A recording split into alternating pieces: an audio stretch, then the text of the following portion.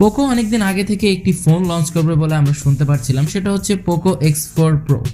এই ফোনটার সব লিক্স এখন মোটামুটি আউট হয়ে গিয়েছে অ্যান্ড এর ফার্স্ট লুকটাও আমরা দেখতে পেরেছি। তো মূলত কি কি স্পেসিফিকেশন থাকছে, কি প্রাইস রেঞ্জে লঞ্চ হবে, কবে আসতে পারে, সেই সব কিছু নিয়ে আজকের ভিডিওতে কথা বলবো। তার আগে বলে নিই, গতকালকের ভিডিওতে আমরা একটি গেমিং ফোন নিয়ে রিভিউ করেছিলাম, যেটা হচ্ছে রেডমি K50 গেমিং এডিশন। মূলত এই ফোনটা ফুললি গেমিং বেসড একটি ফোন। চাইলে আপনারা এই ভিডিও শেষ করে ওই ভিডিওটি দেখে আসতে পারেন, ডিসক্রিপশনে লিংক দেওয়া থাকলো। তবে ফার্স্ট অফ অল যদি আমরা এই ফোনের লুকস নিয়ে কথা বলি, এর রেয়ার সাইডে একটি হিউজ ক্যামেরা মডিউল দেওয়া রয়েছে, যেটার ভিতরে ট্রিপল ক্যামেরা সেটআপ থাকছে, যদিও দেখে মনে হচ্ছে অনেকগুলো ফুটাফাটি রয়েছে। যাই হোক, এর ক্যামেরা মডিউলটা নিয়ে যদি আমি বলি, আমার কাছে খুব একটা ভালো লাগেনি। অনেকটা জায়গা জুড়ে রয়েছে, সেক্ষেত্রে খুব একটা সুন্দর লাগছে না। আপনাদের কাছে কেমন লাগছে কমেন্টে জানাতে পারেন। এন্ড রেয়ারে কিন্তু ফুল গ্লাস বডি থাকবে, যেটাতে কর্নিয়াগ্রাল গ্লাস 5 এর প্রোটেকশন থাকবে। ডিসপ্লে সেকশন নিয়ে যদি কথা বলি, এই ফোনে থাকছে 6.67 ইঞ্চের ফুল এইচডি প্লাস রেজলিউশনের একটি সুপার অ্যামোলেড ডিসপ্লে, যেটা 120 হার্জ এর রিফ্রেশ রেট থাকবে অ্যান্ড এর পিক ব্রাইটনেস হবে 1200 নিটস অ্যান্ড এর পিপিআই ডেনসিটি হবে 395 এবং এর ফ্রন্টেও কিন্তু কর্নিয়াগ্রাল গ্লাস 5 এর প্রোটেকশন থাকছে। সো বলতে গেলে বেশ ভালো এবং খুবই জোস একটি ডিসপ্লে এখানে কিন্তু তারা ইউজ করবে। বাজেটের কথা চিন্তা করতে গেলে কিন্তু খুবই জোস, ডিসপ্লেতে 100তে 100 পাওয়ার মতো। পারফরমেন্স সেকশনে থাকছে অ্যান্ড্রয়েড 11, যার ব্যাকএন্ডে থাকছে Xiaomi UI 12.5 এবং চিপসেট হিসেবে থাকছে কোয়ালকম স্ন্যাপড্রাগন 695 চিপসেট, যা একটা নতুন চিপসেট এবং এটি 6 ন্যানোমিটার বেসড অক্টা-কোর প্রসেসর, যার ক্লক স্পিড হচ্ছে 2.5 GHz। গ্রাফিক্স সেকশনকে পাওয়ার করবে Mali G68 MC4।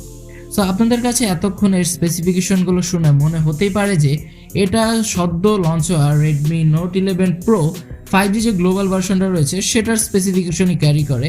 মূলত পোকো যে কাজটা করে সেটা হচ্ছে রেডমি যে সকল ফোন লঞ্চ করে সেগুলোর স্পেসিফিকেশনগুলো তাদের নামানুসার দিয়ে একটু কম দামে সেগুলো লঞ্চ করার চেষ্টা করে। সো এটাও তার ব্যতিক্রম নয়। রেডমি নোট 11 প্রো ফোনটার স্পেসিফিকেশন দিয়ে মূলত তারা পোকো x4pro ফোনটি চালিয়ে দিচ্ছে। যাই হোক, এখানে যে চিপসেটটা ইউজ করা হচ্ছে সেটা দিয়ে আপনারা খুব ভালো ধরনের গেমিং করতে পারবেন।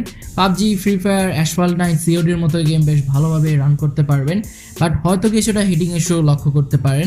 অ্যান্ড আরেকটি বিষয়, আপনারা পাবজি গেমটা 40 FPS এ খেলতে পারবেন অ্যান্ড ফ্রি ফায়ার গেমটা আপনারা হাই রেজলিউশনে খেলতে পারবেন। দুঃখজনকভাবে এখানে কোনো এসডি কার্ড স্লট থাকবে না।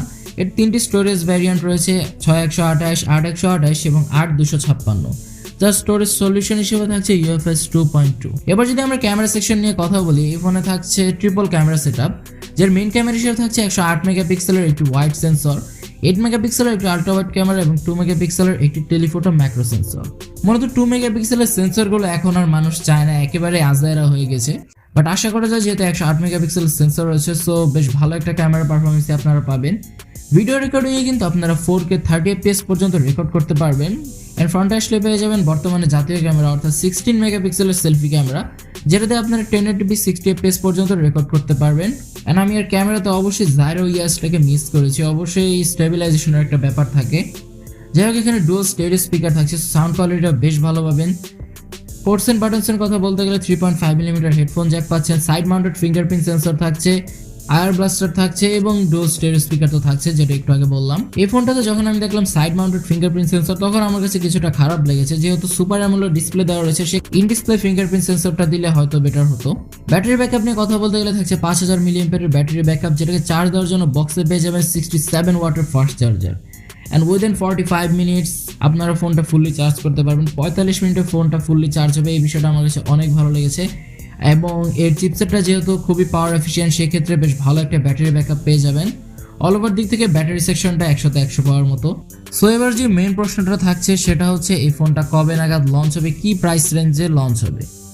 সো সেক্ষেত্রে যদি বলি এই ফোনটা কবে লঞ্চ হবে তার কোনো অফিসিয়াল লিক্স এখনও নেই, বাট এই ফোনটা শোনা যাচ্ছে যে মার্চ মাসের প্রথম সপ্তাহেই ইন্ডিয়ান মার্কেটে লঞ্চ হয়ে যাবে, যেটা লিক্স বলছে। অ্যান্ড এর প্রাইস ইন্ডিয়ান মার্কেটে 18 থেকে 19,000 রুপির মধ্যেই পাওয়া যাবে, অর্থাৎ 18,000 রুপি থেকে এর বেস ভেরিয়েন্টে আপনারা ইন্ডিয়ান মার্কেটে পেয়ে যাবেন।